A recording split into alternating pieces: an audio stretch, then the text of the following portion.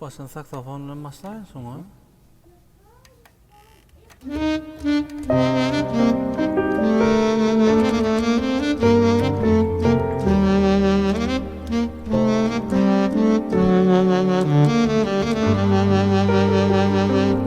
Ömür basit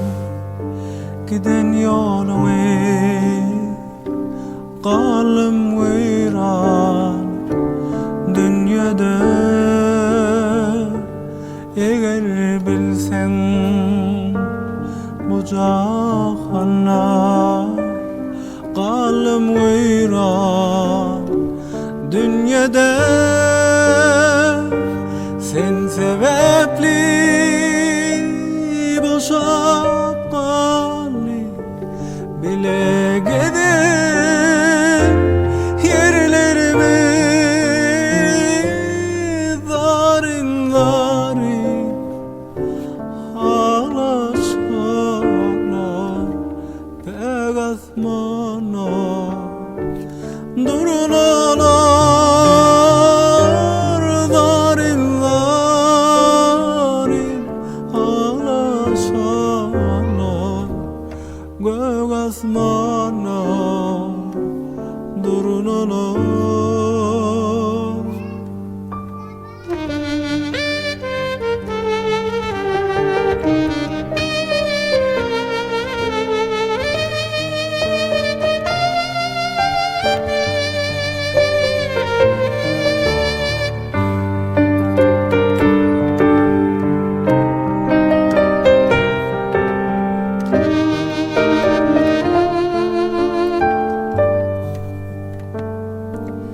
Oturuptuk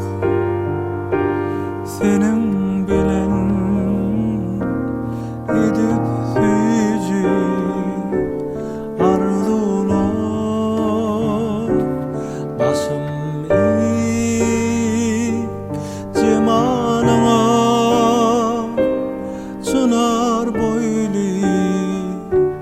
derekler sen sebepli boşap kalli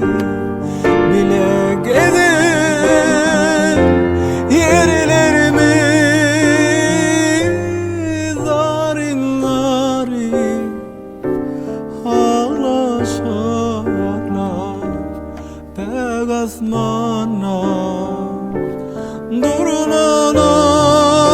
durnalar darin darin